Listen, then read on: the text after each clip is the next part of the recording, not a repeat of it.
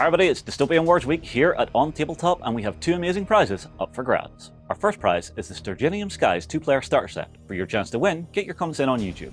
Our second prize is the Hunt for the Prometheus 2-player starter set. The winner for this prize will be chosen from comments on OnTableTop.com.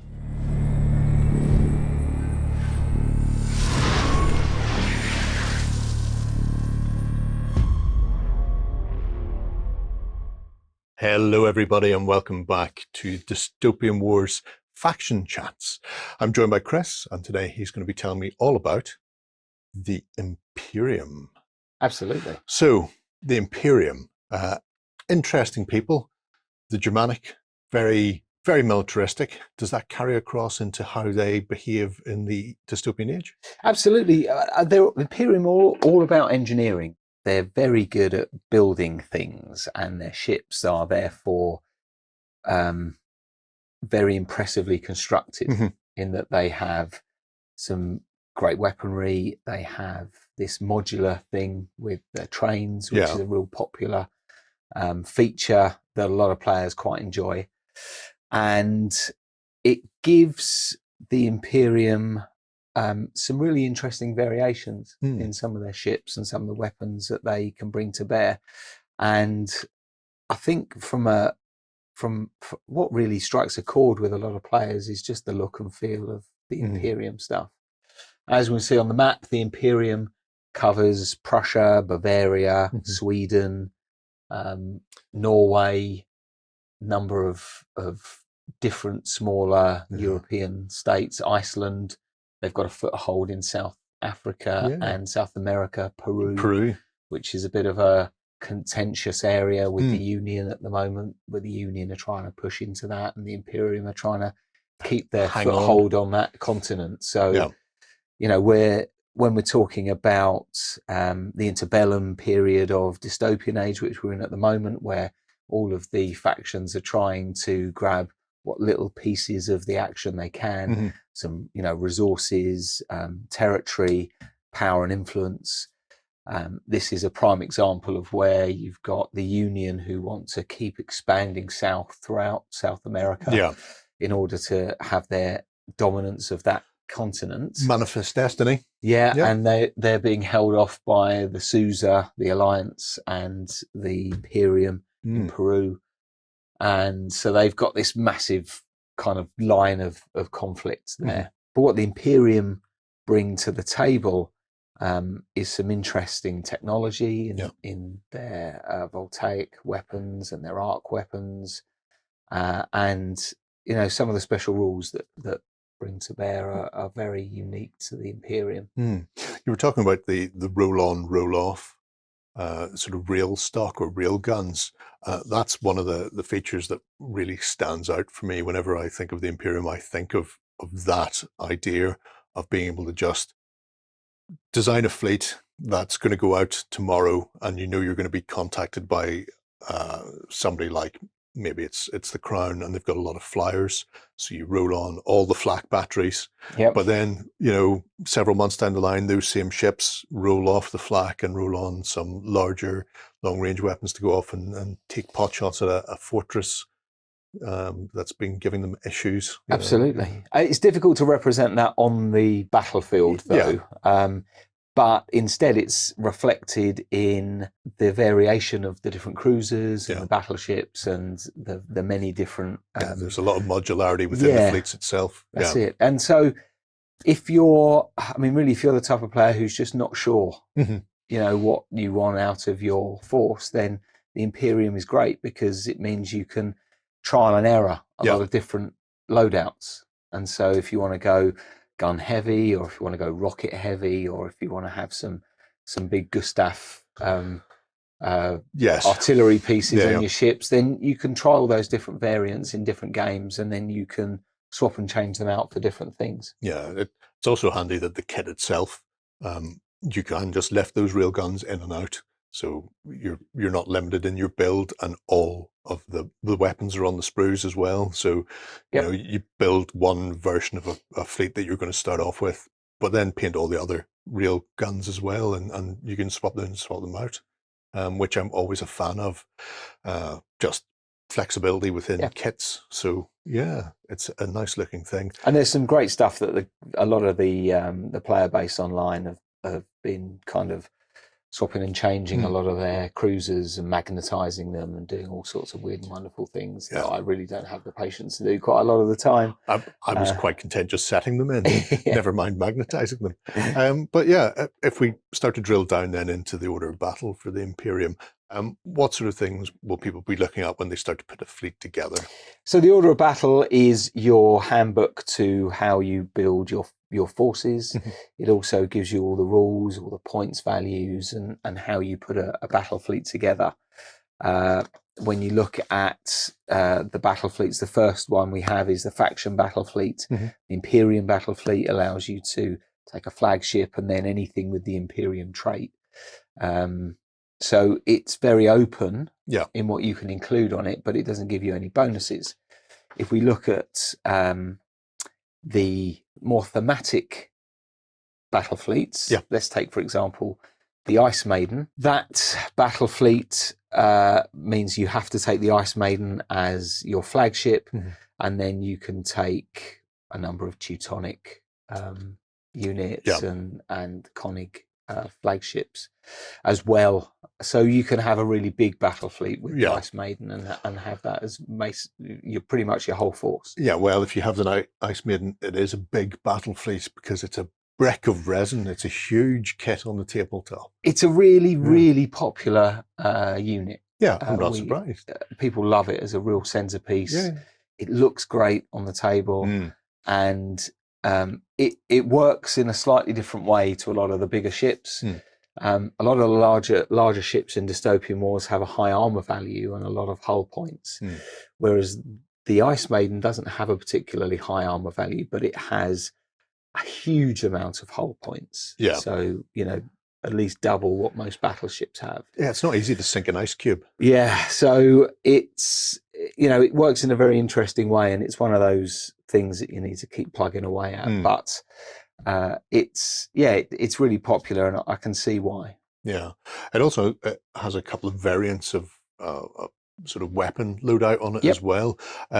When you're getting in and taking a look at the Imperium, are there specific sort of, we've talked about the modularity and the accessibility of their weapons, but are there any that they tend to favor, or is their flexibility so great that they don't tend to go, well, we really like this weapon and this weapon works well for the fleet?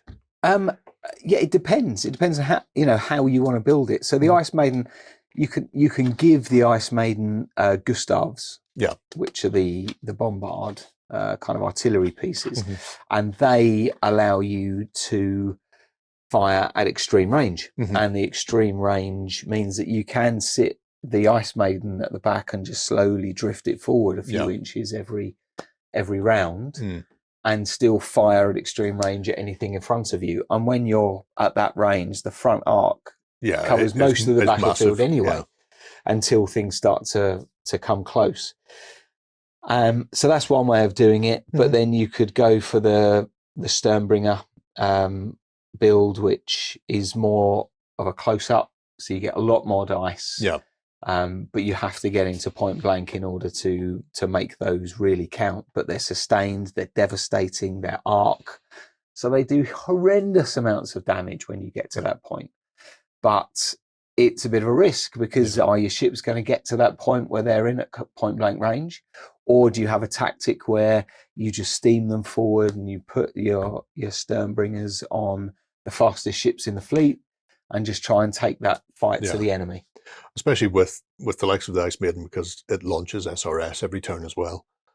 If you do put the longer range guns on it and sit back, then you're forcing your opponent to either vacate the area or try and close on you quickly. And if they close, then all they're doing is bring themselves in range of all of your SRS fighters, bombers, whatever. Yeah, and it launches a lot of SRS, and the Imperium have the Blitzen bomber, which is a particularly powerful special type of SRS, which does a lot of damage on a bombing run, so on the attack run. And So there's some really interesting ways to play with the Imperium, and those particular weapons that we've talked about, and the heavy SRS fleets tend to be a good way of doing it. Yeah. Speaking of SRS, yes, the new big boy in town, the Stark Imperium, yes, which is included in the Sturginium Skies 2-player starter set, which is currently out.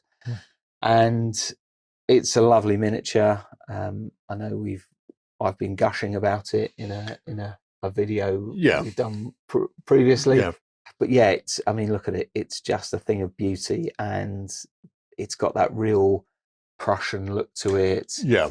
And actually, the original Prussian carrier for Dystopian Wars was what piqued my interest in the game originally when it first came out. That was, I saw that ship and I thought, yeah, I really want to play this game, and I want to be the Prussians. And now we have, we've got a new and improved, bigger, all plastic version of that miniature, and it's a thing of beauty. It is striking, and anybody who wants to try and get near it is going to have to put up with an awful lot of incoming shots, because it is festooned with guns. Even in its carrier form, it is festooned with guns in every direction. So and it's good defensively against SRS as well as being aggressive with them. So because they've got flak batteries on there and that type of thing. Plus it's got the Sturmbringer in the nose, which, like I say, once you get up close with that thing, it can do some serious damage. Yeah. Are there any other standout ships then within the order of battle that you think really define what the Imperium get up to and what they're about? Well, one of the things about the Imperium is the Teutonic Order, and the Teutonic Knights is an ancient order of individuals that dates back to the medieval times and has managed to continue into the present day. And they have some very specialized units of their own. And one of those is the Hochmeister, or the Metzger. And that particular unit is a favorite for a lot of players because it's a big, stompy robot. They have strategic withdrawal and unexpected arrival, which means you can bring them on and then take them off the battlefield, and your opponent doesn't necessarily know where they're going to be next time. Yeah.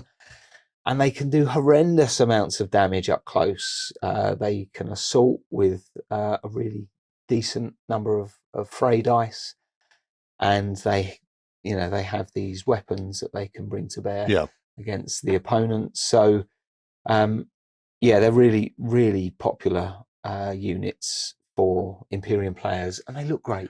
They do. They look fantastic, swarming forward, waist deep in water. And I just have these visions of a massive automaton robot leaning over, putting one hand on a small frigate, and then just pushing it under. Just see the bubbles rise up, and that's all she wrote. Yep. And you've got the Metzger version as well, which has some longer range weapons and some of the Voltaire Canark qualities. What we've recently, in the last few months, not that recently, but quite recently, released the Scandinavians. So the Scandinavian units have got a very different feel. They're very fast. They're reavers, so they're all about getting up close, being quite maneuverable, and it adds another facet to the Imperium, whereas the Elector is very much a fairly slow, very defensive ship, and the Ragnarok is very different to that. It's not as heavily armed, but it can get where it needs to be, either to claim objectives or to get to the point where it can attack the vulnerable support ships at the rear of your enemy line, whatever it needs to do. It's fascinating stuff. I like also the fact that you can bring these into your fleet. So if you fancy the nippier Scandinavians to support the sort of the mainline Germanic bulk of the Imperium, you can do that as well. Sort of flesh out your fleet how you want to play it. If you are thinking about picking up the Imperium, then obviously Sturginium Skies is a great way to go. Any questions, please drop them below and we'll pass them on to Chris. But until next time, bye-bye.